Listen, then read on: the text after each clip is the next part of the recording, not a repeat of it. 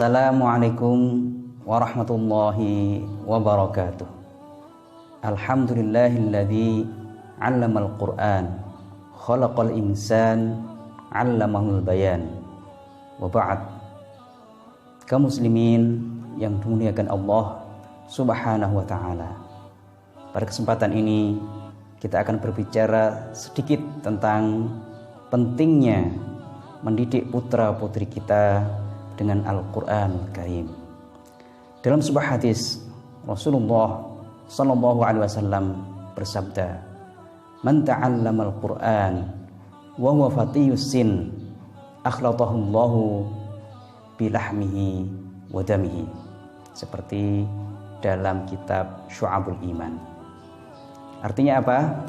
Barang siapa yang mempelajari Al-Qur'an dan dia dalam umur yang sangat dini, maka Allah Subhanahu wa taala akan mencampurkan Al-Qur'an dalam daging dan darahnya. Artinya apa? Ketika seseorang mempelajari Al-Qur'an sejak kecil, bahkan menghafalkannya, maka Al-Qur'anul Karim akan menjadi darah dagingnya. Ketika darah daging seseorang bercampur dengan ayat-ayat Allah Subhanahu wa taala, maka darah dan daging tersebut tidak akan disayat oleh api neraka. Kaum muslimin yang dimuliakan Allah Subhanahu wa taala, kita ingat sebuah kisah pada masa Khalifah Amirul Mukminin Umar bin Khattab radhiyallahu anhu. Suatu hari ada orang yang mengadu kepada Amirul Mukminin. Dia mengatakan, "Wahai Amirul Mukminin, putraku durhaka terhadap diriku, terhadap kedua orang tuanya." Kemudian Amirul Mukminin minta anak itu untuk didatangkan. Ketika anak itu sudah datang, ditanya oleh Amirul Mukminin, "Wahai fulan, apakah betul yang dikatakan oleh orang tuamu bahwa engkau durhaka terhadap kedua orang tuamu?" "Betul wahai Amirul Mukminin, tapi izinkan aku bertanya, silahkan. Apakah seorang anak itu punya hak terhadap kedua orang tuanya?" Amirul Mukminin menjawab, "Iya." "Apakah hak-haknya?" Yang pertama adalah seorang anak dipilihkan calon ibu yang baik.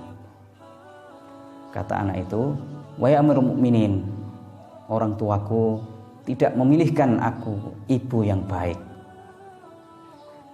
Apalagi haknya?" Amirul Mukminin menjawab, "Hak yang kedua adalah diberi nama yang baik." Seorang anak itu diberi nama yang baik. Kemudian anak itu mengatakan, "Wahai Amirul Mukminin, aku tidak diberi nama dengan nama yang baik." Kemudian apalagi? Amirul Mukminin menjawab, "Dikenalkan dengan Al-Qur'anul Karim." Kemudian anak itu mengatakan, "Wahai Amirul Mukminin, orang tuaku tidak memberi hakku, yaitu aku tidak dikenalkan dengan Al-Qur'anul Karim."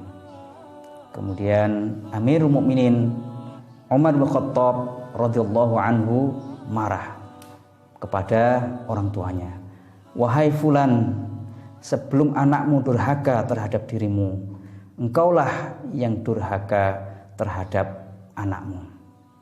Kaum muslimin yang dimuliakan Allah Subhanahu wa taala, dari sini kita menyadari betapa pentingnya memberikan pelajaran Al-Qur'an terhadap putra-putri kita. Betapa pentingnya kita membekali putra-putri kita dengan kitabullah, dengan ayat-ayat Allah Subhanahu wa taala.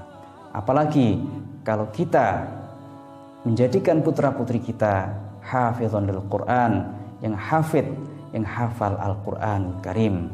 Tentunya dalam hadis lain disebutkan orang-orang ahlul Qur'an, disebutkan oleh Rasulullah SAW, ahlul Quran, ahlullahi wa khasatuh, bahwa orang yang ahli Al-Quran itu adalah ahli Allah dan orang istimewa Allah Subhanahu wa taala.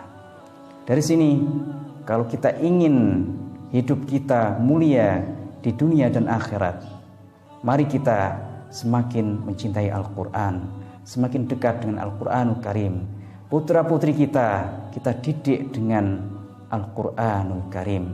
Apalagi kalau putra-putri kita bisa hafal Al-Quran. Dalam hadis lain disebutkan, barang siapa yang putra-putrinya hafal Al-Quran, maka nanti akan menyematkan mahkota kemuliaan di surga kepada kedua orang tuanya. Sungguh mulia orang yang disematkan mahkota kemuliaan di surga. Oleh karena itu, mari kita didik putra-putri kita menghafal Al-Quran, mempelajari Al-Quran, mengajarkan Al-Quran. Bahkan Rasulullah SAW juga bersabda, khairukum man ta'allama Al-Quran wa 'allamah. Sebaik-baik kalian adalah orang yang mempelajari Al-Quran dan mengajarkannya. Kaum muslimin yang dimuliakan Allah Subhanahu wa ta'ala, apalagi kita memasuki bulan suci Ramadan, hendaknya kita semakin dekat dengan Al-Quranul Karim. Karena Rasulullah SAW dalam setiap Ramadan, setiap hari, setiap malam, beliau bertemu dengan malaikat Jibril.